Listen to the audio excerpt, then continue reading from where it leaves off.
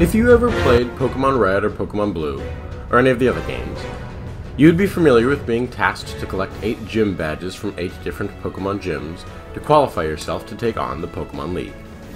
They were the MacGuffins that drove the plot in the original games and gave you a sense of accomplishment along the way.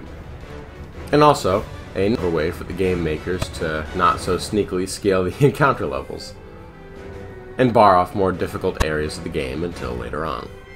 Of course, as a young child, you, or I for that matter, wouldn't see it that way. Earning a badge gave you a sense of pride and bragging rights on the playground.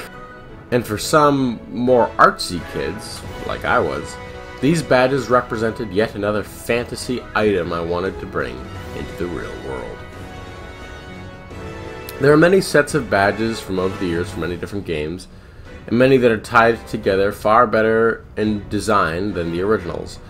But even so, there is something so iconic about the Kanto gym badges that it would make it just wrong if I didn't make them for this video. So, this month for DIY Prop Culture Builds, we will build the gym badges from Pokemon Red and Pokemon Blue.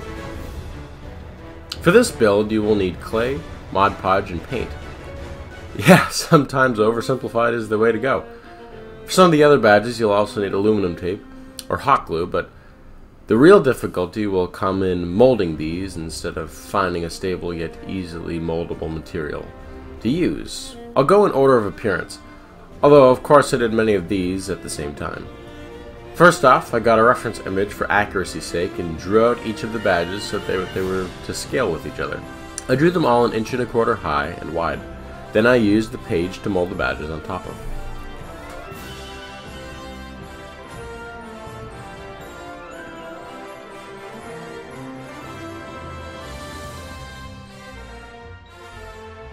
Let's start with the Boulder Badge, the first one of the game and the badge of the Rock-type gym leader Brock and his Onix. This is seemingly the thickest of all the badges, and it appears like a little pebble with notched sides. The difficult thing here was not to make the badge in a way that the individual facets were concaved.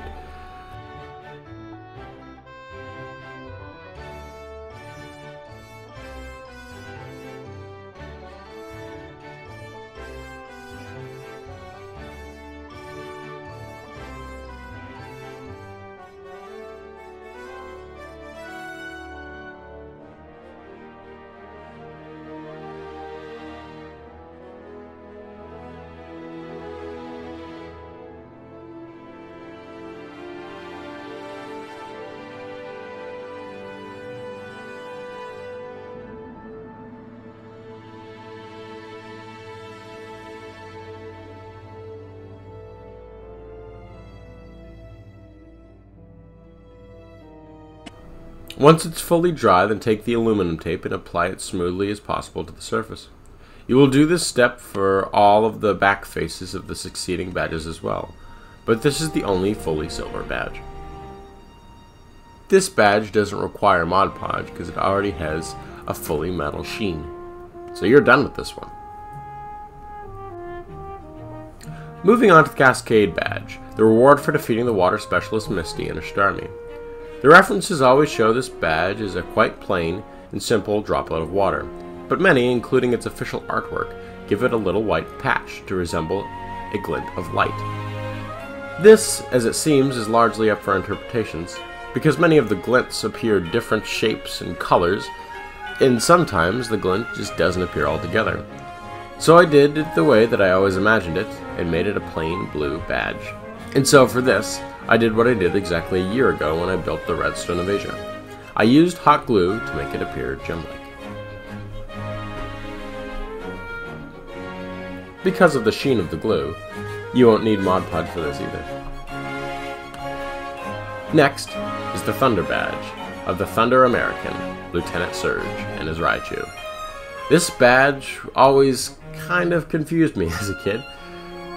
It looks like a golden sun with a jeweled center, and many of art shows this badge as yellow, but I thought it would add a twinge of realism maybe if this badge, and the later on Marsh Badge, appeared gold-plated. So once they were dry, I spray painted them. I then painted the middle face orange and bejeweled it with hot glue as well.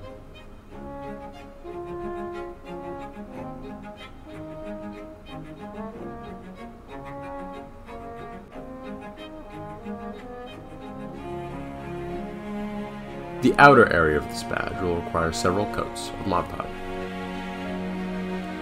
The Rainbow Badge takes on the appearance of a multicolored flower. A fitting badge for the Flower Girl Erica and her flower Pokemon Vileplume. This was a similar creation to the Thunder Badge in form, but yet again a far more difficult one to do.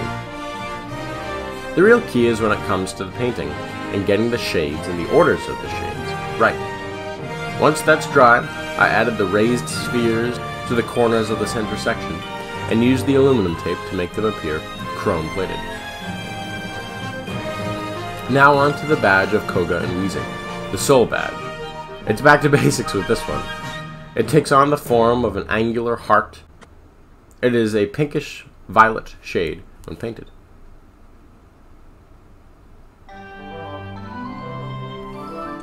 Defeating Sabrina and Alakazam will earn you the Marsh Badge, and I think this one and the last one might have had their names swapped in production. Like, think about it. Marsh, Poison, Soul, Psychic. I know, that's a hot take, isn't it? The Marsh Badge was a very simple creation. A circle with a circle in the middle.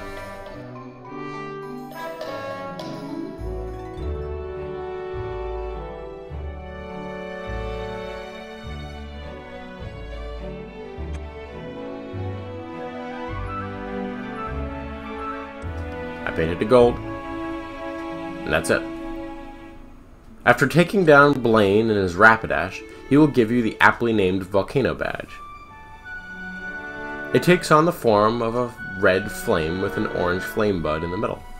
I interpreted this as a jewel-like structure as well, so after painting it, I used the hot glue to raise this feature.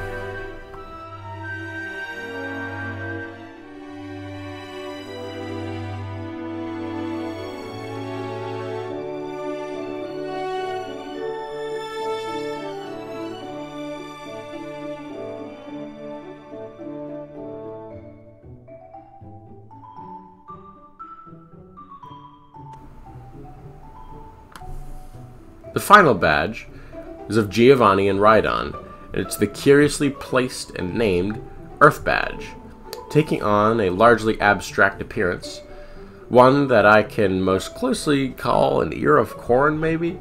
This badge actually has multiple incarnations, ranging from fern-like in appearance to almost tree-like. And for this one, I actually meshed the three most common depictions together. I painted both sections differing shades of green to give you the 8th and final gym badge. Of course, a set of badges isn't complete without a case to put them in. I used foam and cardboard to make a pretty simple case, inspired by the design of Ash's case from the Hoenn region. I used the cardboard to make a box and then cut out 2 layers from the foam, one to make a solid base layer, and 2 for the top piece, where each badge will have a snug fitted section. So with all 8 gym badges collected, you have your very own badge case and qualify to take on the Elite Four.